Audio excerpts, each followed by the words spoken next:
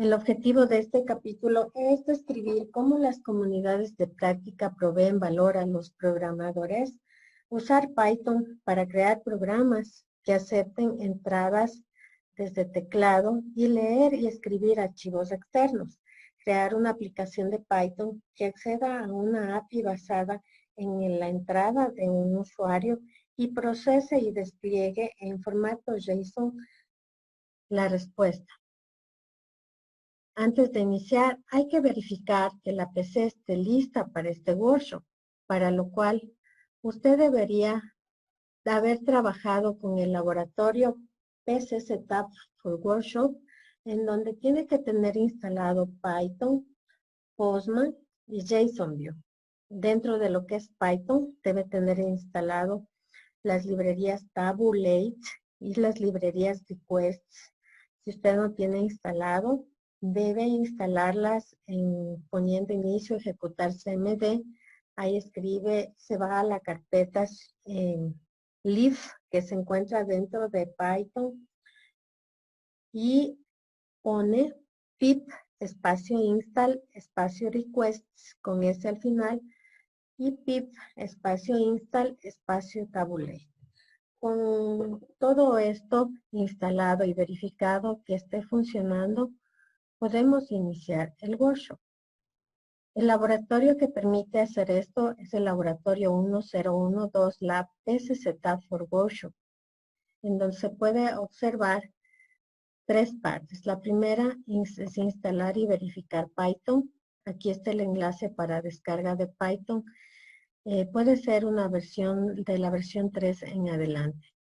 Entonces, aquí se siguen los pasos, ¿sí? Para instalar.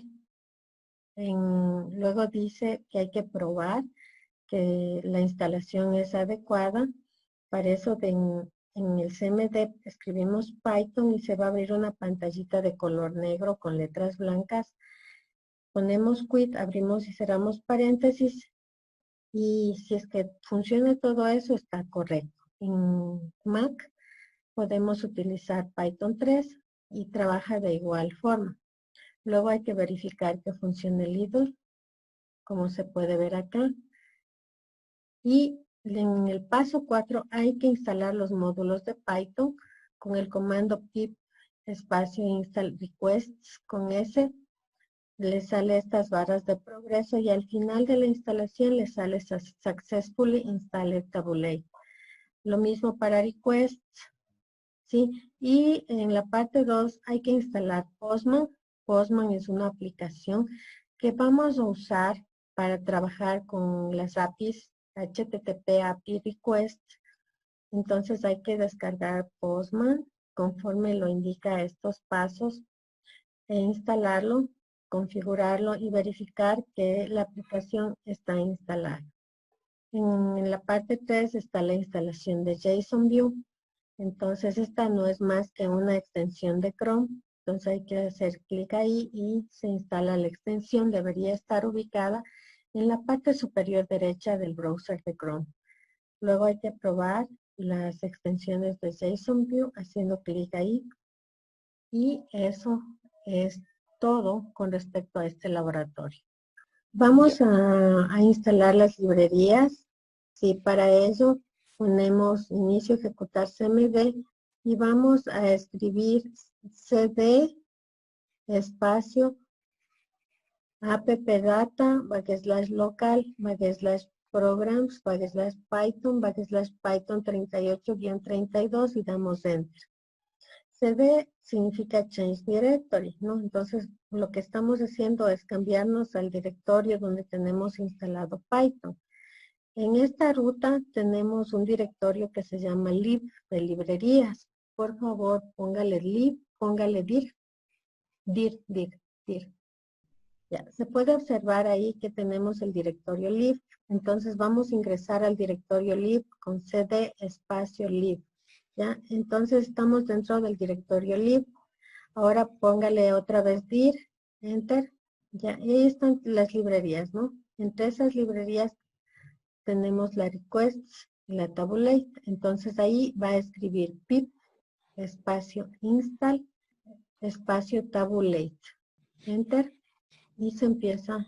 Y aquí me salió successfully installed, ¿no? Tabulé. Ya, ahora vamos a poner pip espacio install espacio requests con S al final. Es enter. Y se empieza a instalar. Ya, al final me sale successfully installed y ahí estaría ya listo. Ahora aquí se ha validado que puede ingresar a Postman, código y comunidades de práctica. El poder del código. Tenemos varias frases. Yeah. Great coders are today's rock stars. William, Black the Peace Creator. Grandes codificadores son las estrellas de rock. William, de la banda Black Eyed Peas. Bien. Esta es una frase muy interesante, ya que las personas que componen música también señalan la importancia de aprender a programar, ¿no?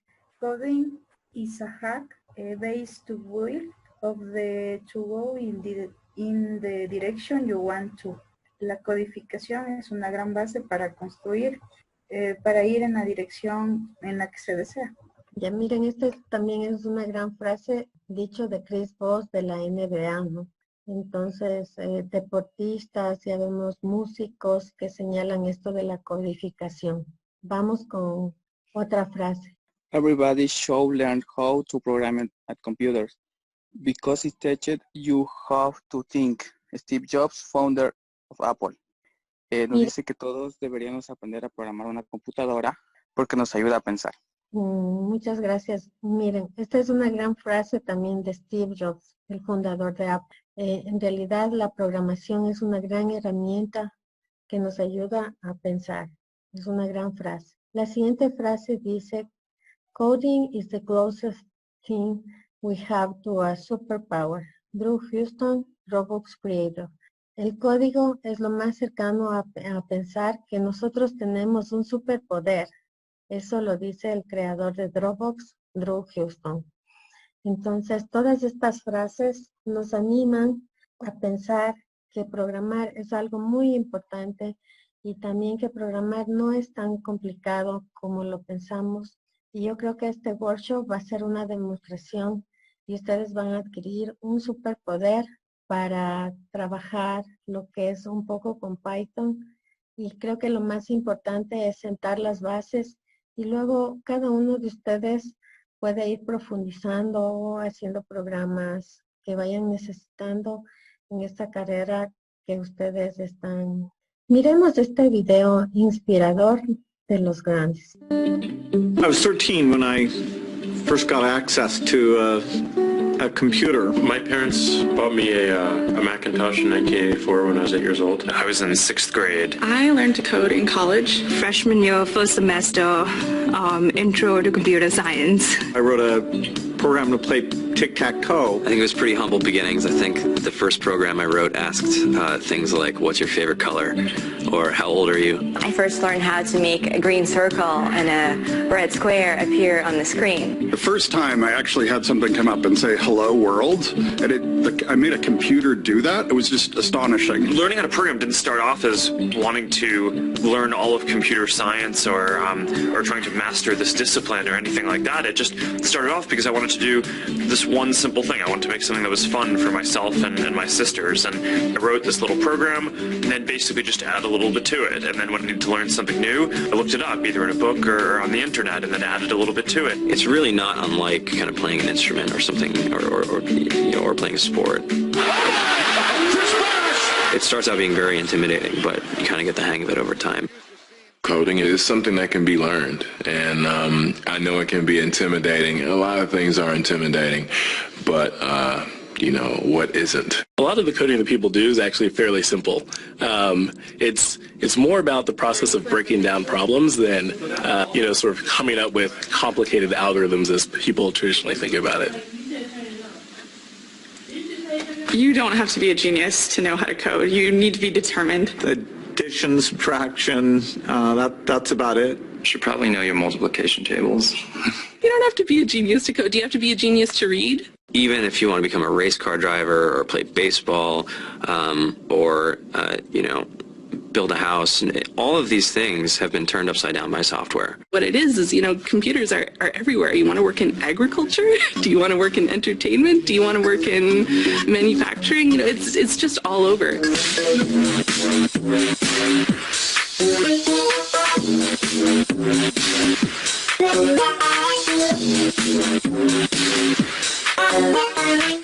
Here we are, 2013. We all depend on technology to communicate, to bank, information, and none of us know how to read and write code. When I was in school, I was in this after-school group called the Whiz Kids, and when people found out, they laughed at me and, you know, all these things. And I'm like, man, I don't care. I think it's cool, and, you know, I'm learning a lot, and some of my friends have jobs. Our policy is literally to hire as many talented engineers as we can find. The whole limit in the system is just that there just aren't enough people who are trained and have these skills today. To get the very best people, we try to make the office as awesome as possible.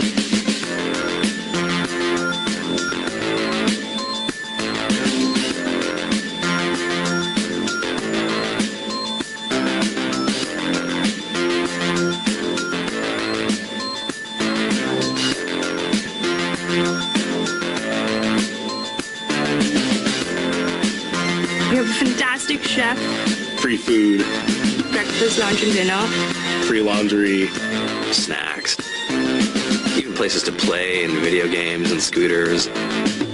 There's all these kind of interesting things around the office and places where people can play or relax or go to think or play music or be creative. Whether you're trying to make a lot of money or whether you just want to change the world, computer programming is an incredibly empowering skill to learn. I think if someone had told me that software is really about humanity, that it's really about helping people by using computer technology, it would have changed my outlook a lot earlier. To be able to actually come up with an idea and then see it in your hands and then be able to press a button and have it be in millions of people's hands. I mean, I think we're the first generation in the world that's really ever had that kind of experience. Just to think that, I mean, you can start something in your college dorm room and you can have a set of people who haven't built a big company before come together and build something that 1 billion people use as part of their daily lives is just crazy to think about, right? It's humbling and it's amazing. The programmers of tomorrow are the wizards of the future. You know, you're going to look like you have magic powers compared to everybody else. I think it's amazing. I think it's the closest thing we have to a superpower. Great coders are today's rock stars. That's it.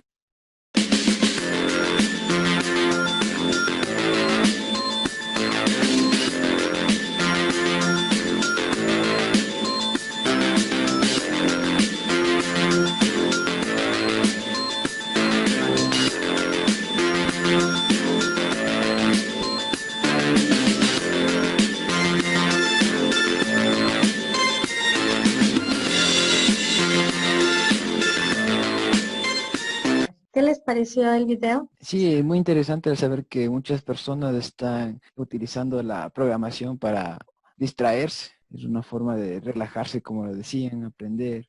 Es increíble saber todo esto, ¿no? Y vieron las oficinas de Google, ¿no? Sí, y realmente súper motivante de igual porque personas famosas incluso están aprendiendo la codificación.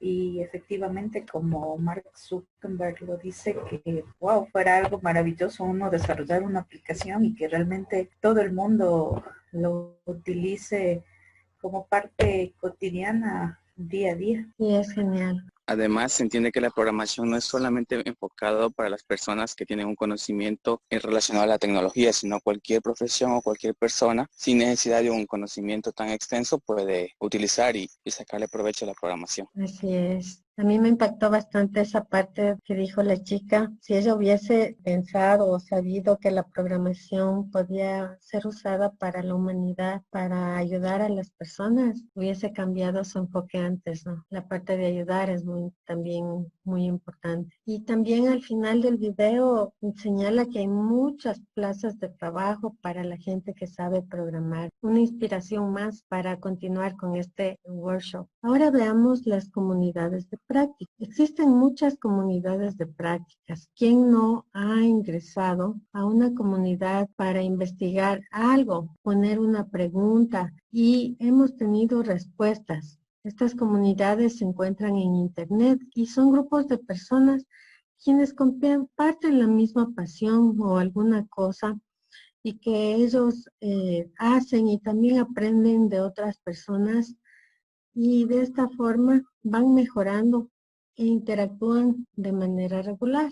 Como por ejemplo tenemos GitHub, que fue creada por Linus Torvalds, ¿sí? A la que ustedes se podían suscribir. Tenemos otra comunidad como la Stack Overflow, que igual mantiene librerías, respuestas, preguntas acerca de programación. Y yo creo que tenemos aquí la más importante, Cisco DevNet, que ofrece soporte a los desarrolladores y programadores en redes que quieren construir aplicaciones para trabajar con Cisco, usar las APIs de Cisco y de esta forma mejorar y gestionar su red. Entonces, les voy a pedir que ingresen a este enlace, https://developer.cisco.com y se registren, ya que aquí ustedes pueden tener mucha información de programación en redes, esta información de la nueva certificación y también hay un montón de talleres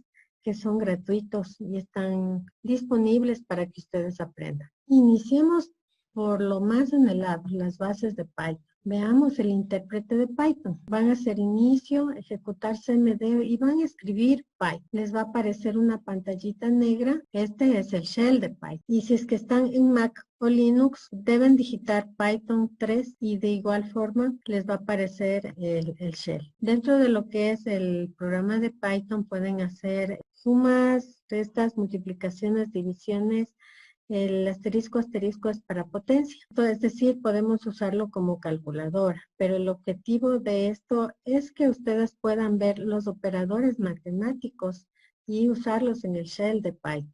Bien, luego de que pusimos inicio, buscar CMD, se nos va a aparecer esta pantalla del Command Prompt. Entonces ahí usted debe poner Python, que es Math Python 3, da Enter y le sale el shell de Python. Entonces ahí vamos a hacer sumas, cualquier suma, vamos a hacer restas, vamos a multiplicar y vamos a elevar 2 al cubo, que sería 2 asterisco 3. Esos son los operadores de Python.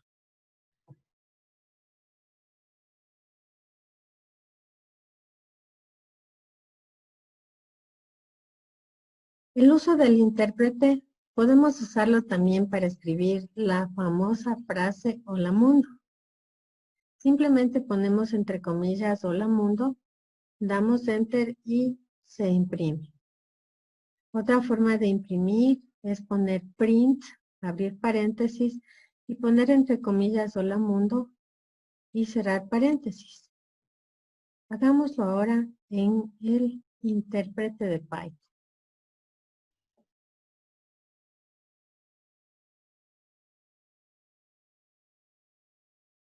Ya vamos a poner entre comillas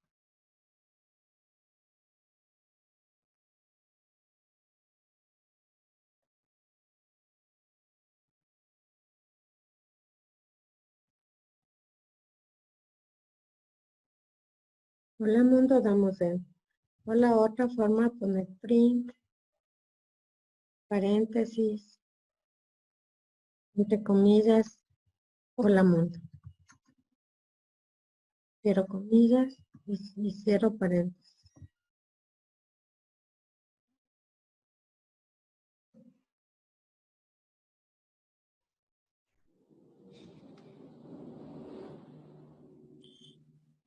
Aprendamos a usar ahora el IDLE de Python. Entonces vamos a hacer clic en inicio, en Python 3, y ahí vamos a buscar el IDLE. O si no, inicio, buscar, directo escribimos el IDLE, y nos va a aparecer ahora una pantalla blanca.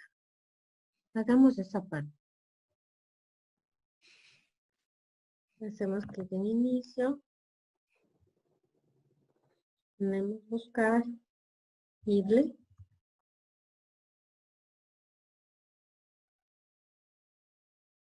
Ahí está, hacemos clic en el Python y se carga.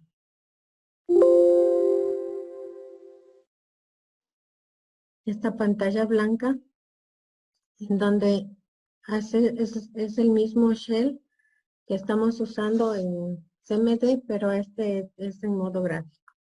Entonces aquí nosotros podemos poner File New File y en esta otra pantalla escribir un programa. ¿Sí? Por ejemplo, vamos a escribir ahí print, abrimos paréntesis y ponemos entre comillas el mismo hola mundo. Cerramos comillas, cerramos paréntesis y lo grabamos.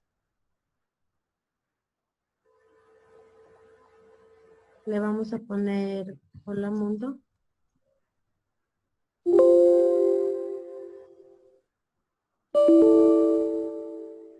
Y ponemos do, modo, y nos sale en el shell hola mundo. Bueno, entre los beneficios que se pueden ver de usar este shell de IDLE es que se nos presenta en varios colores la parte de lo que se codifica, ¿no? Entonces, incluye el editor de texto que vimos hace un ratito y permite grabar los programas que se va haciendo. En este momento nosotros ya hicimos estos pasos, grabamos un programa Hola Mundo y lo ejecutamos. Veamos ahora los tipos de datos, variables y conversiones. Uno de los comandos muy útiles es el comando type. Si nosotros en el shell ponemos type, abrimos paréntesis y ponemos un número, nos va a devolver el tipo de dato. En este caso nos dice que es entero. Ponemos type 98.6 y tenemos otro tipo de dato para decimales que sería el float. Ponemos type una frase entre comillas y nos dice que es de tipo string, str. Ponemos type true y nos dice que es de tipo booleano. Tenemos ahora los operadores booleanos y de comparación. En el mismo shell, si ponemos 1 menor que 2, nos va a dar que es verdad, true, 1 mayor que 2, false, 1 igual a 1, true, y podemos ver aquí que el igual se representa con doble igual, ¿no? El diferente con signo de admiración cerrado igual, es decir, 1 diferente a 1, me da false, 1 mayor igual que 1, true, 1 menor igual que 1, true. Esos son los operadores booleanos.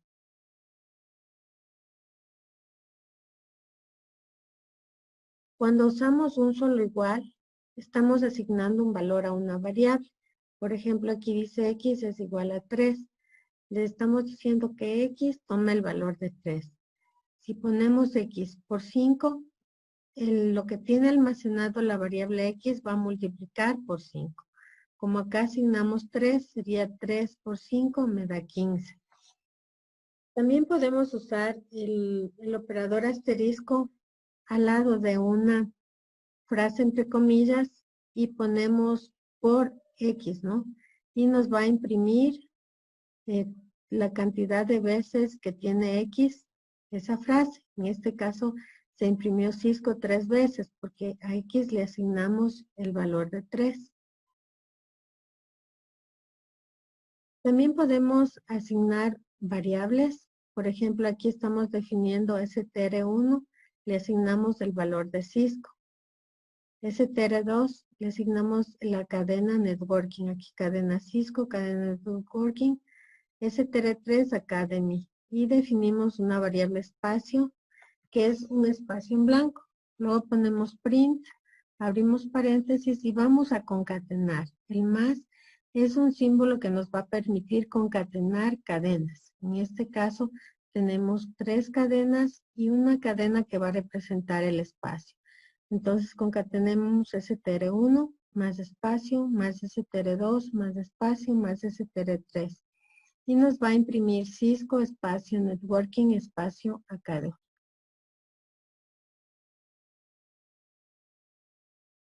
Cuando se tiene diferentes tipos de datos, la concatenación no va a trabajar, ¿ya?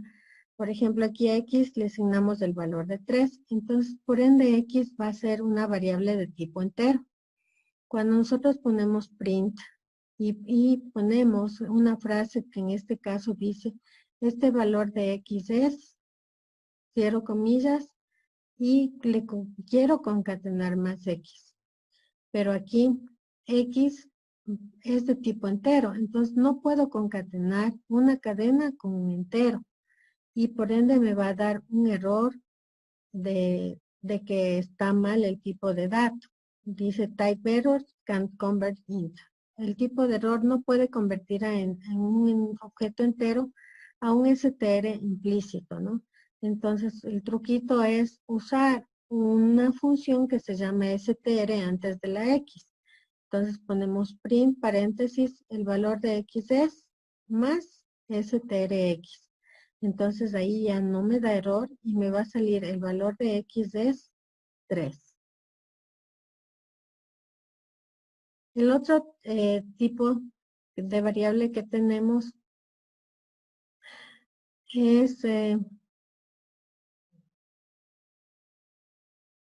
tenemos las listas, tenemos los diccionarios y tipos de datos adicionales a los que hemos visto.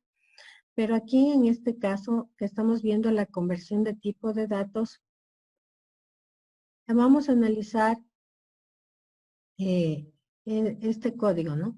A X le está asignando el valor de 3 y mando a imprimir el valor de X es X. Bueno, aquí daba error, ¿no es cierto? Porque no podía convertir. Entonces usamos el str y ahí sí ya hizo la conversión. Si nosotros ponemos el comando type, que era para ver el tipo de dato, ponemos paréntesis X, vamos a poder observar que sigue siendo de tipo entero. Lo que significa que str no me convierte el tipo de dato de la variable. Simplemente lo pone en el formato de tipo string, ¿sí? Si nosotros quisiéramos cambiar el tipo de dato de la variable X, tendríamos que asignarle X igual str X. De tal forma que cuando pongamos type X me salga str, ¿no? De tipo string. Otra conversión de tipo de datos que es muy útil es dentro de este tema es el formato, ¿no? Si yo hago una división que tengo muchos decimales, como en este caso PI le pone 22/7 y me va a dar 3.14, 28, 54, 14, etcétera. Yo puedo setearle y poner print, paréntesis, comillas, comillas, llaves, llaves, 2 puntos, puntos, 2F. Donde el 2 me indica que voy a trabajar con 2 decimales. Si fuera 3F, 3 decimales. 4F, 4 decimales. Entonces, luego de esto ponemos punto, format, paréntesis, PI, cierro paréntesis, cierro paréntesis. Y ya me sale impreso con 2 decimales. Hasta ahí vamos a hacer en Python. Entonces vamos a compartir la pantalla. Y ponemos File, New File.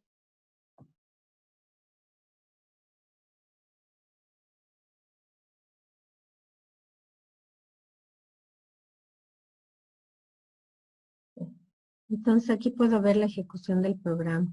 El primer print que puse se imprime con muchos decimales y aquí ya tiene formato.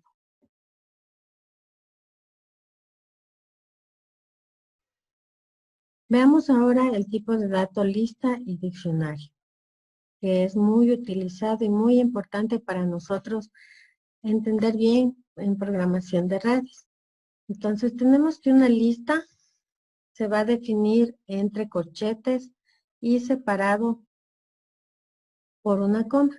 Y cada elemento de la lista tiene que estar entre comillas. Si nosotros hacemos una lista de routers y switches, como en este caso se observa que le vamos a llamar hostnames, y ponemos después type hostname, nos va a dar el tipo de dato list, de lista. Si ponemos len hostname, nos va a dar la longitud de la lista, 1, 2, 3, 4 y 5. Hay que considerar que cada uno de esos elementos de la lista que ustedes pueden observar van a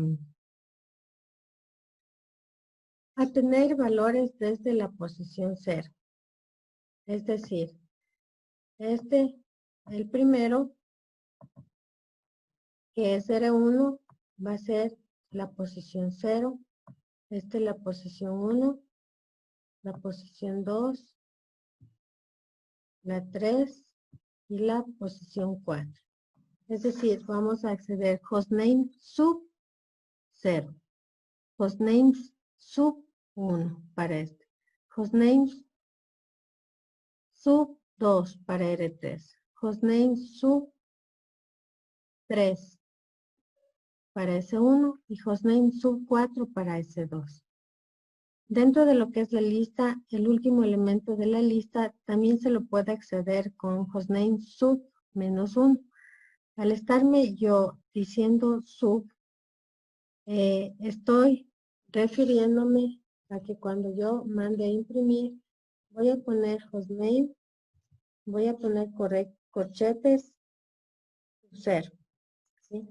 Si yo mando a hacer un print y pongo hostname sub 0, me va a dar como resultado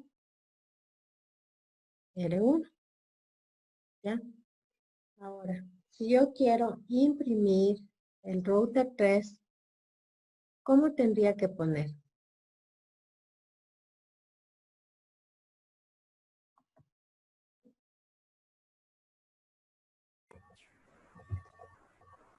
Print hostname 2. Hostnames sub 2. Sub 2. ¿Ya? Entonces ahí en el shell me va a imprimir, el sub 2 sería 0, 1, 2, va a imprimir el R3. ¿Ya?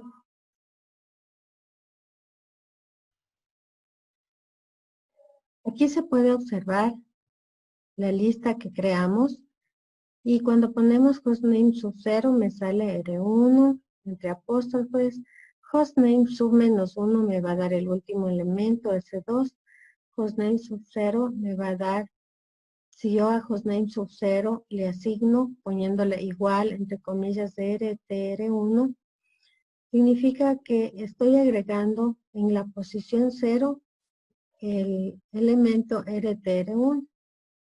¿Sí? De tal forma que si yo imprimo hostnames, me va a dar la lista ya no con R1, sino con el nuevo elemento que agregué, que es RTR1.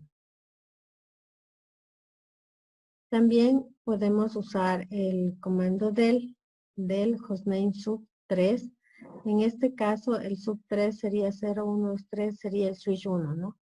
Entonces, al poner del hostname sub 3 y mandar imprimir, ya no me imprime el switch 1.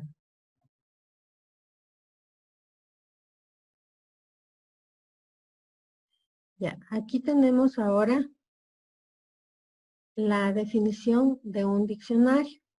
Ahora, la característica de un diccionario es que ahora se lo define utilizando las llaves. Abro llaves y cierro llaves. Ese es un diccionario. De tal forma que si nosotros ponemos en el shell type, abrimos paréntesis y ponemos la variable que hemos definido de tipo diccionario, me va a salir dict.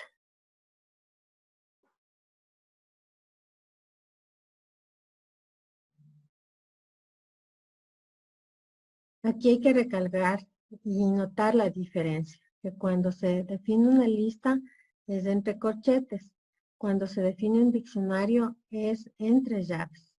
Y el diccionario puede tener, tiene más elementos. Por ejemplo, aquí ustedes observan que dice R1, entre comillas, 2 puntos y la dirección IP de R1. Y luego viene una coma. Ese sería el primer elemento del diccionario. En el segundo elemento del diccionario tenemos al router 2 con su dirección IP, entre comillas, y viene una coma. El tercer elemento del diccionario es el router 3. Bueno, termina hasta la siguiente línea. Y ese es el tercer elemento. Y se cierra con las llaves. Abro llaves y cierro llaves. ¿Sí? Hay que considerar que el diccionario es usando llaves. ¿Sí? Aquí están las llaves para abrir y acá las llaves para cerrar. Entonces, ¿cómo yo accedo a los elementos del diccionario? Aquí ya no trabajo con sub 0, sub 1, sub 2, sino aquí yo voy a acceder, por ejemplo, si quiero acceder al primer elemento del diccionario, tengo que poner IP address sub R1. ¿Ya?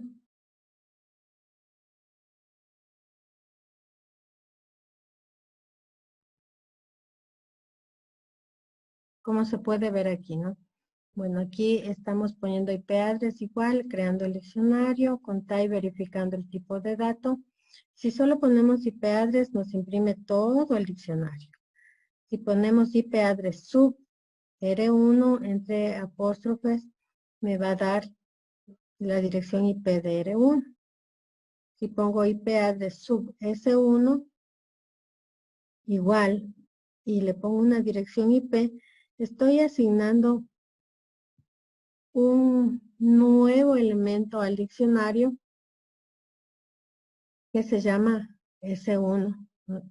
Con la dirección IP. Si pongo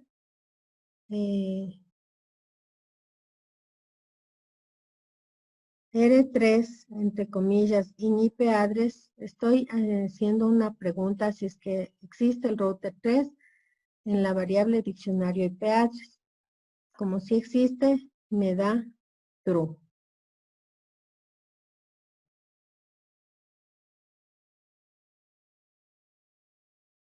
Tenemos aquí un ejercicio de resolución de problemas de listas y diccionario a nivel de código. Es el ejercicio 02 list.dix.py. La idea es ejecutar el código de este diccionario y encontrar los errores y mencionarlos. Entonces vamos a hacer eso en este momento.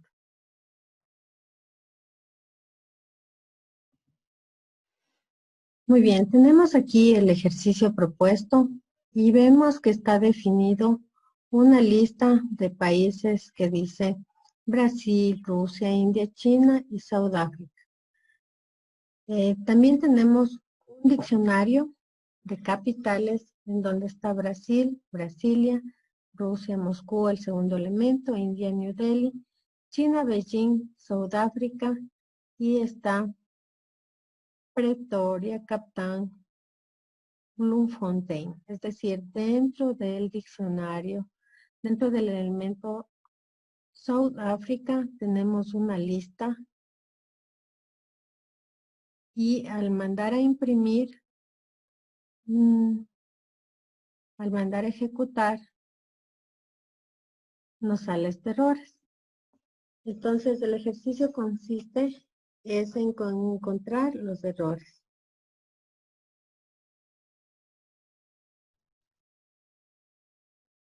Ya, se puede observar claramente que al hacer el print, entre comillas, country, como está, entre comillas, entonces podemos observar que nos imprime la palabra country y no nos imprime los países.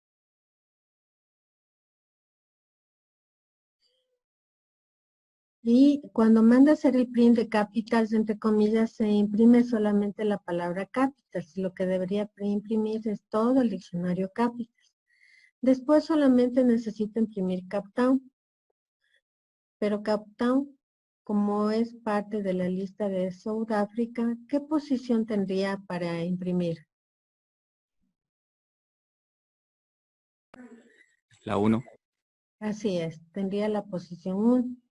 Entonces, en el primer print, ¿qué deberíamos cambiar para que se imprima los países y no la palabra country?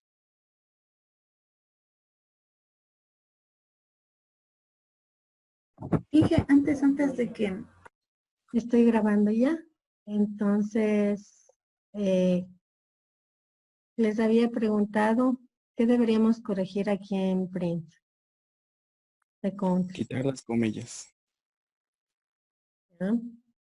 Y en capitals, para que nos Quitar las salga, comillas. igual están de más las comillas, ¿ya? Y aquí, ¿qué deberíamos corregir para que funcione print capitals Sudáfrica? Aquí el corchete va así, ¿no? Sudáfrica, sub 1. Luego de esto vamos a ejecutar un módulo y podemos observar que ya nos sale los países, todo el diccionario capitals y nos sale también Captown, que es el que estaba mal. Entonces hemos corregido errores de sintaxis de listas y diccionarios.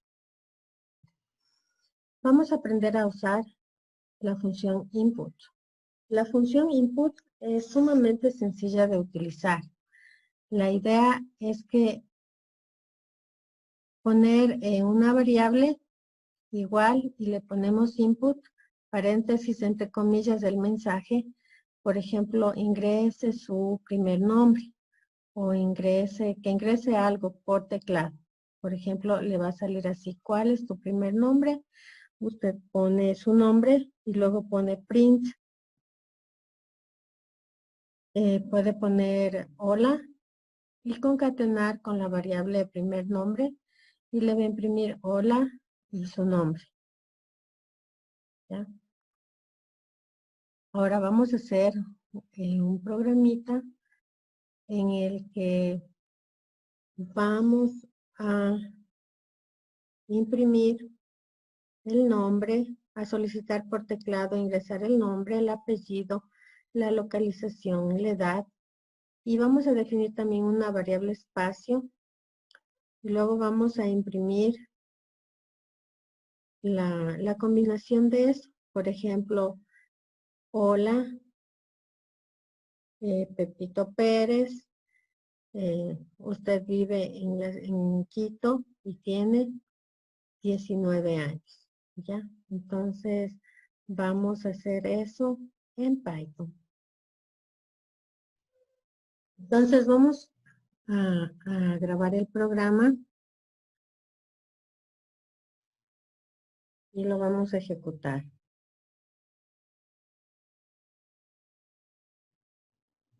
Ponemos save y ponemos función input.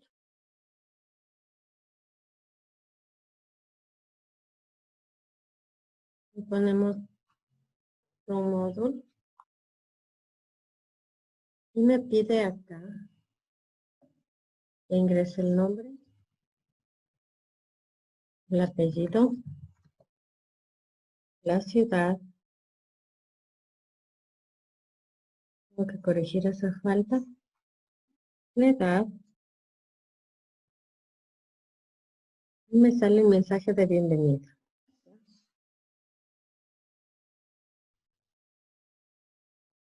Veamos ahora el uso de las funciones div y de los lazos. Tenemos aquí la estructura de la función if.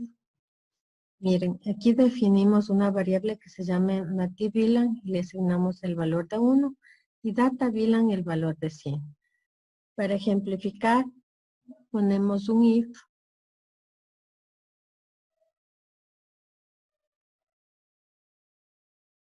Ponemos un if que dice si NativeVilan es igual a DataVilan, imprima la VLAN nativa y la VLAN de datos son las mismas. Caso contrario, print. Esta VLAN nativa y la VLAN de datos son diferentes. Y hay que recalcar aquí de la sintaxis, tenemos que recalcar la estructura del if. Primero, miren cómo el if-else tiene que estar identado a la misma altura, ¿no? Pongámosle con otro color para que se vea. El if y el else están a la misma altura, mientras que lo que está dentro del if está identado hacia la derecha. ¿Sí? Si es que usted le escribe indentado a la altura del if, no le va a funcionar, le va a dar error. Igual lo que está dentro del else está a la derecha. Aquí en este cuadrito usted ve el código are the same y are different al que está pegado a la izquierda, pero por lo que está impreso así. De ahí, si estuviese esto en una sola línea, aquí por efectos del rectángulo que se achica, se ha pasado abajo. Pero de ahí todo debe ir identado. Esto indica que está dentro del if, dentro del else, que la condición que se va a cumplir aquí va a ejecutar lo que está dentro. Caso contrario, va a ejecutar la otra parte. ¿Ya?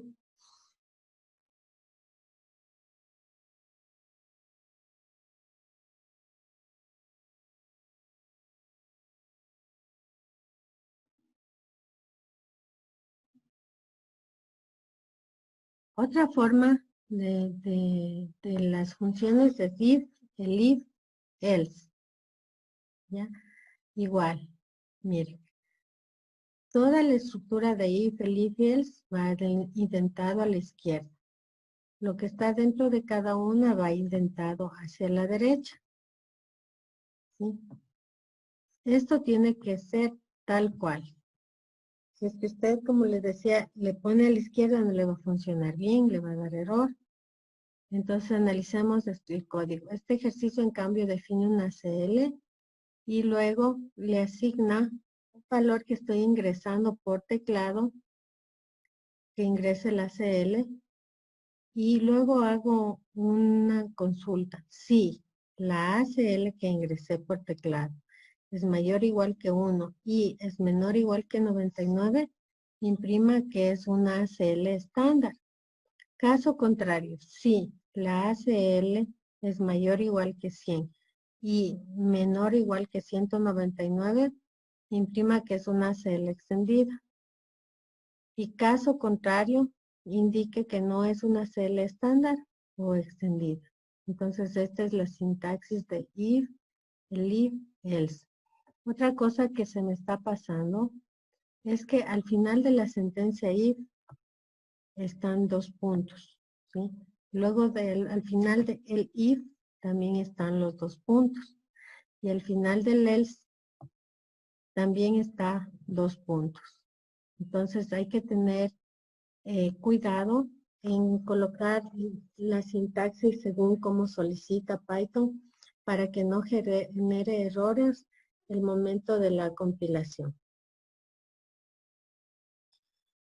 Ahora veamos la estructura del ciclo for. ¿Ya? Tenemos, por ejemplo, aquí for loop. Tenemos definido una lista de dispositivos, de routers y switches que van entre comillas. Acuérdese que las listas se acceden desde la posición 0 en adelante. Es decir, devices sub 0 me da R1, devices sub 1 me da R2, así sucesivamente. Pero podemos acceder a la lista mediante un ciclo for. en vez de estar accediendo de manera individual, podemos poner for item in devices. Para cada ítem en la lista de dispositivos, imprime el ítem. Es otra forma de imprimir de una manera más eficiente en vez de estar poniendo print devices sub 0, print devices sub 1, print devices sub 2, print devices sub 3, print devices sub 4. Ya que si tenemos una lista muy grande, se va a hacer imposible de manejar, ¿sí? Entonces es preferible usar un ciclo. Un ciclo va a ir recorriendo la lista de uno en uno y va a ir imprimiendo cada ítem, como en este caso si se visualiza, ¿sí? Tenemos aquí un for loop con un if embebido. Entonces dice, para cada ítem in devices, si es que es un router, si inicia con R en el ítem, imprime el ítem. Es decir, aquí solo me imprime los routers. Si quisiera imprimir los switches, ¿cómo sería?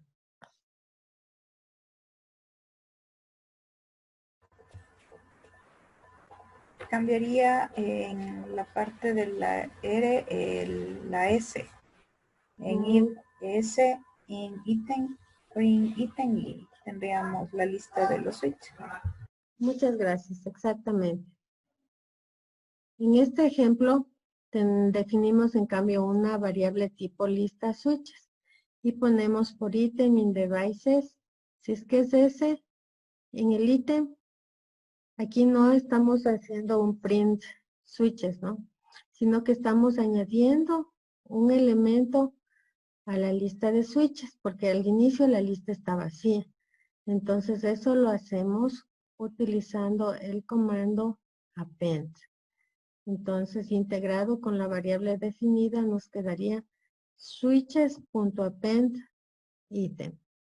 De tal forma que si mandamos después a imprimir solo la variable switches, nos va a dar S1 y S2.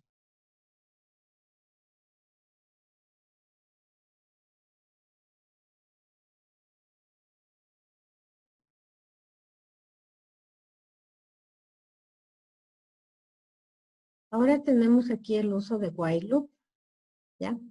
Entonces, en este caso está ingresando por teclado X igual input, ingrese un número para contar.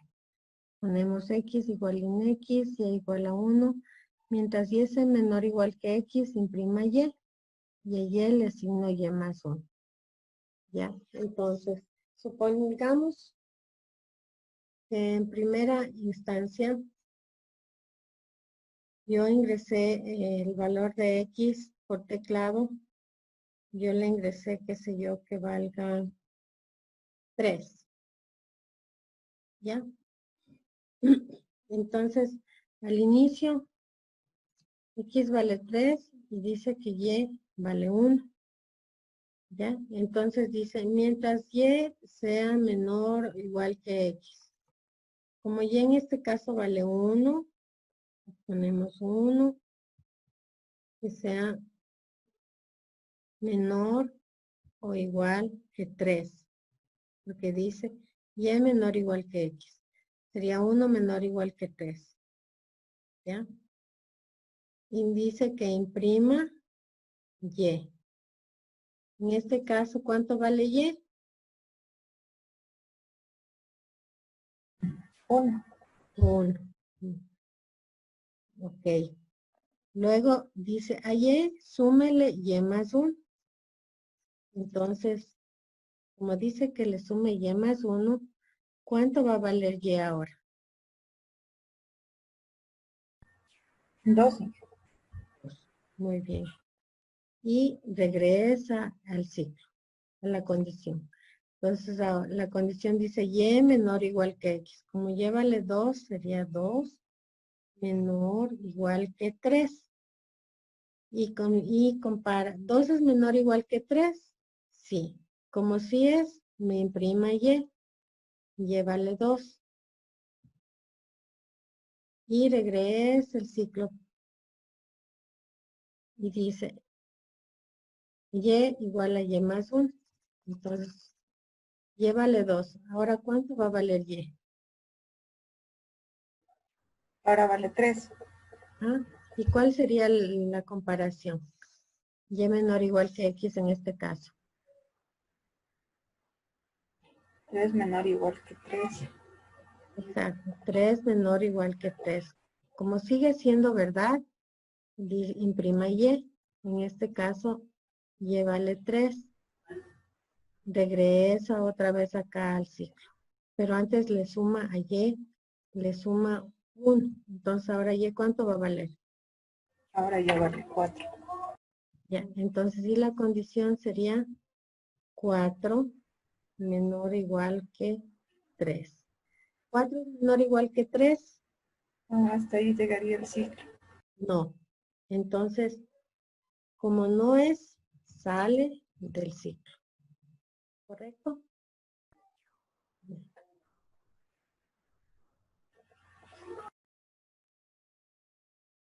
Así es como funciona el while loop. Veamos cómo funciona ahora el while loop cuando se usa break, ¿ya? Que es otra variante. Entonces aquí igual ingresa X por teclado, X igual en X, Y igual a 1. Y dice mientras sea verdad, imprima Y. Entonces vamos a hacer igual en el otro un corrido del programa. Y en primera instancia vamos a asumir que yo ingreso solo el número 2. Entonces X le voy a poner que vale 2. Y al inicio me dice que vale 1. Y me dice que mientras sea verdad. ¿Sí? Mientras sea verdad, al inicio va a ser verdad, true. Y me imprima el valor de y. Entonces, ¿cuánto vale y? 1. Entonces imprime el valor de y luego dice a y súmenle y más 1. Entonces ahora ¿cuánto va a valer y?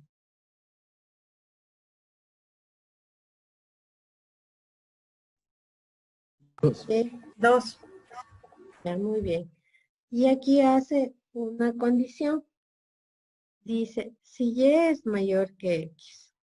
Ya, entonces pongámosle aquí la condición. Y es mayor que x. O sea, y vale 2. 2 es mayor que 2.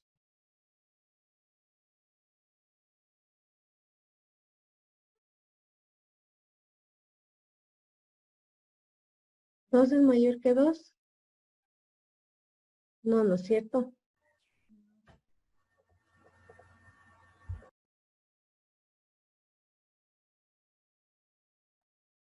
Entonces, como y no es mayor que 2, pone break. Entonces, el break significa que va a salir de las. Entonces, como yo aquí puse en primera instancia que x vale 2, entonces ya saldría. Y solo me contaría hasta el 1. Si yo aquí pusiese el 3 para hacerle un poquito más grande, entonces la condición quedaría si 2 es mayor que 3. Como 2 es mayor que 3, esto es falso.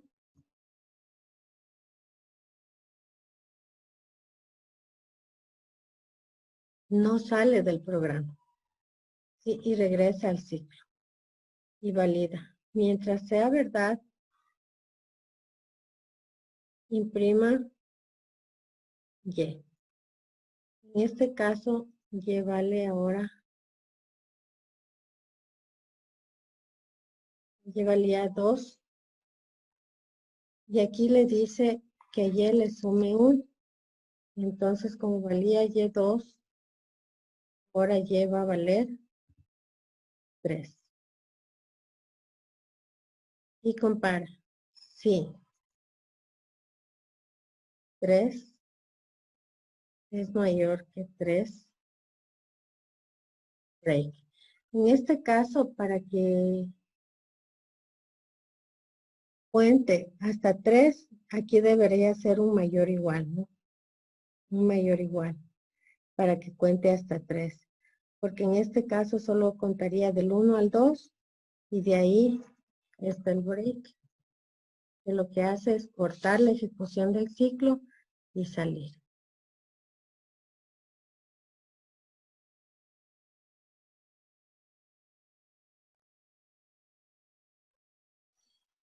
Ahora se le añade la funcionalidad al ciclo con un while true, de tal forma que si yo escribo la Q, sale del programa, o la palabra quit sale del programa. Entonces está X igual input, ingrese un número que va a contar. Entonces si X es igual a Q, o X es igual a quit, break. A X le asigno un X, Y igual a 1, lo mismo que antes. While true, 2 puntos, print Y igual Y más 1, y Y es mayor que X, break.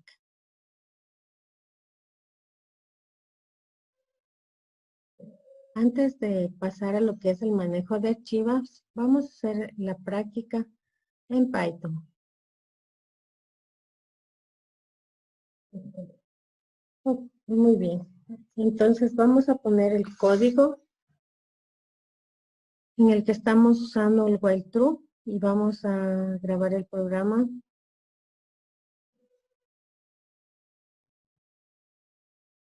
Y vamos a ejecutarlo.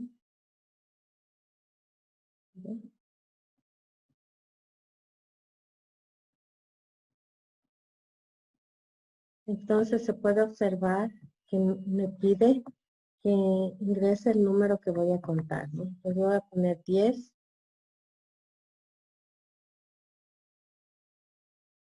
Y me cuenta del 1 al 10.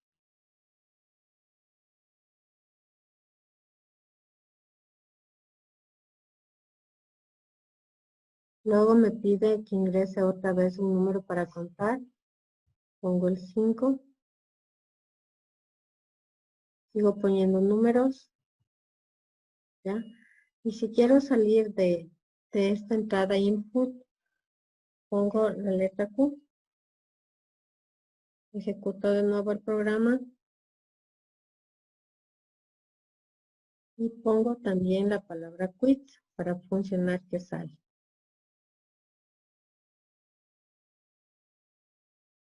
¿Ya?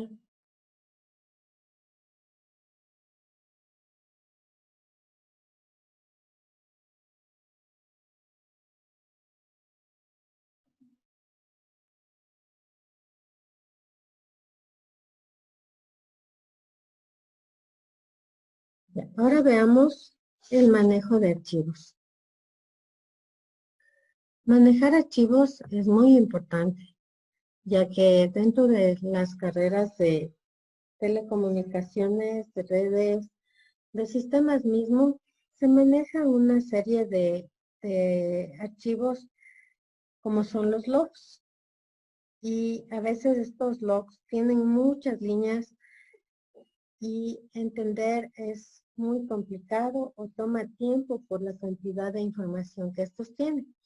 Entonces, si nosotros tenemos la capacidad mediante un lenguaje de programación como es Python, van a ver que es muy sencillo acceder a un archivo de texto, abrirlo en modo lectura, como por ejemplo aquí pone file igual open, el nombre del archivo, pone el modo en que se va a abrir, en este caso dice la letra R para lectura, y hacemos un for item in file, así como hacíamos en la lista, for item in, el nombre de la variable de la lista, y vamos a imprimir el ítem.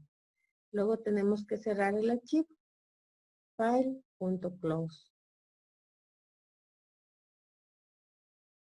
Entonces vamos a hacer el ejercicio del acceso a un archivo en Python.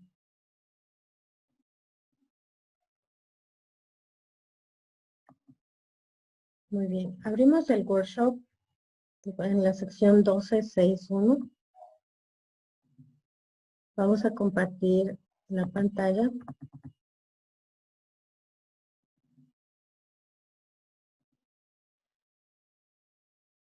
Y podemos observar aquí,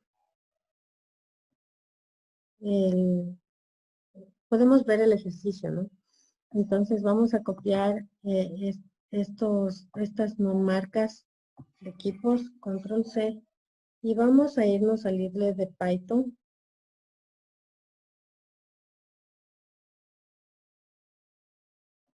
Vamos a abrir el shell.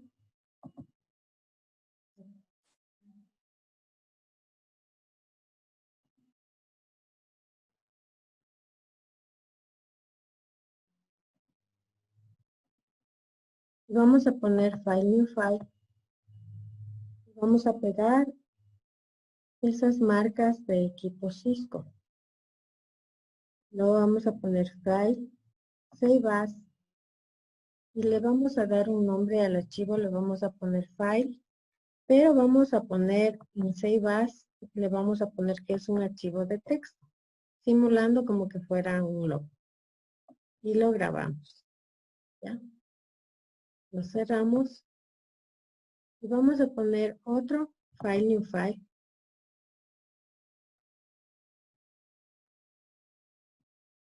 En este vamos a pegar el código que nos permite abrir un dispositivo, un archivo, perdón. El éxito para que esto funcione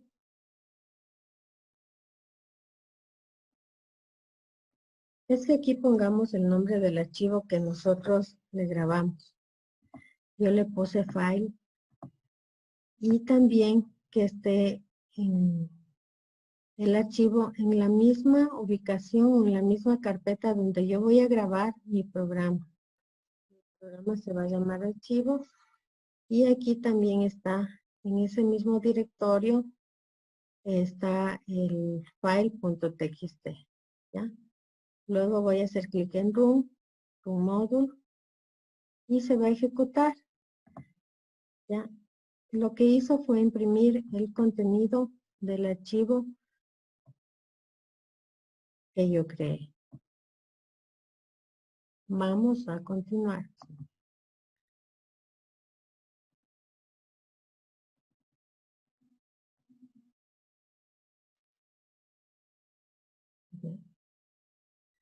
Ahora, ustedes vieron que salía con espacios en blanco, ¿no? Entonces nosotros podemos añadir dentro del for el comando item igual item.string strip de tal forma que va a eliminar los espacios en blanco.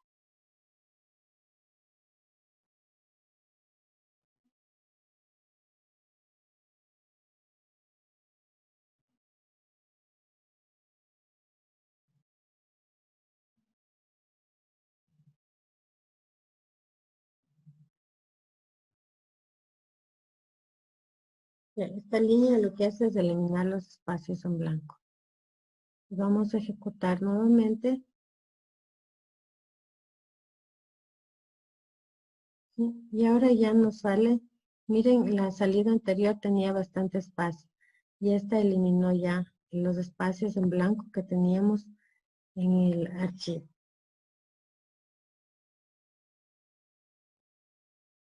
Vamos a compartir la salida para que lo vean. Aquí está. Aquí está con más separación y aquí está la ejecución del programa y ya he eliminado los espacios en blanco.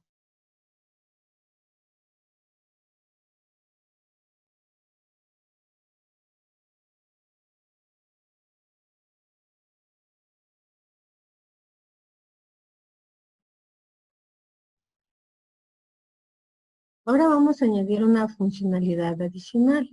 Vamos a crear una variable de tipo lista de dispositivos y debajo del ítem igual ítem.strip vamos a poner devices.append, abro paréntesis ítem. Es decir, vamos a ir añadiendo lo que está dentro del archivo. Vamos a crear una lista de dispositivos, pero en una variable. Y luego vamos a imprimir la variable antes de cerrar el archivo.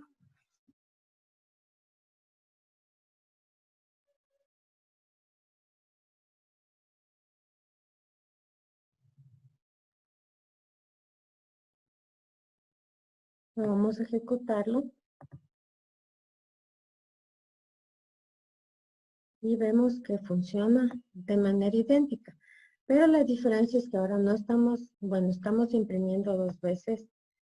La una, imprimimos los ítems del archivo que vamos accediendo y la otra estamos añadiendo a la variable devices, ¿no?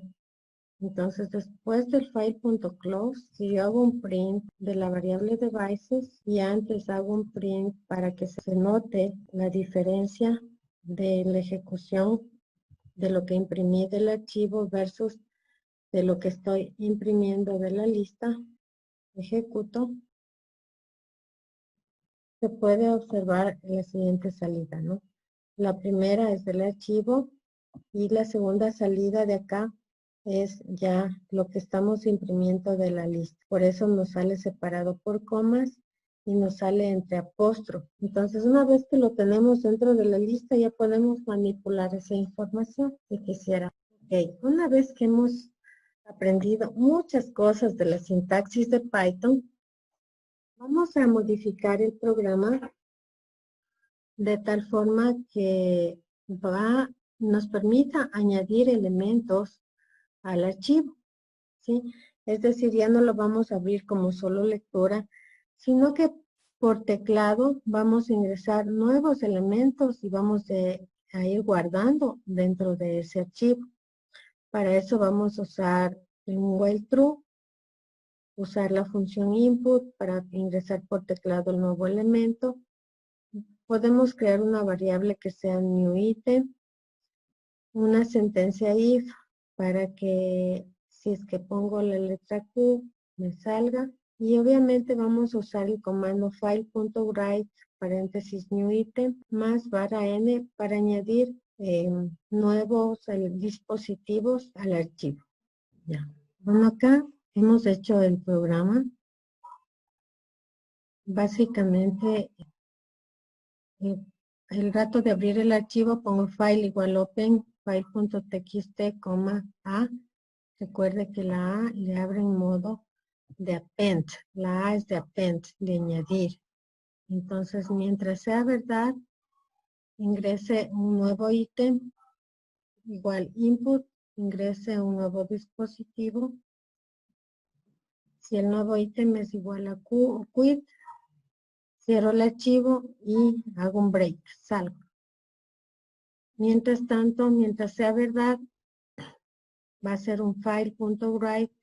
Al hacer file.write, estoy escribiendo en el archivo el nuevo ítem, seguido de un enter, ¿no? Y también de paso estoy añadiendo a la lista de dispositivos para después imprimir de manera rápida. Entonces, mientras sea verdad, mientras yo siga añadiendo por teclado dispositivos, va a seguir guardando en el archivo y cuando pongo Q va a salir y va a imprimir la lista de devices, ¿ya? Entonces, al hacer clic en Run, me dice que ingrese un nuevo dispositivo. Yo puse Firewall ASA. Me dice que ingrese un nuevo dispositivo. Puse router Cisco, un nuevo dispositivo. Puse un wireless LAN controller. Y después puse la letra Q. Posterior a eso, mandé a imprimir lo que ingresé, que lo fui almacenando en devices.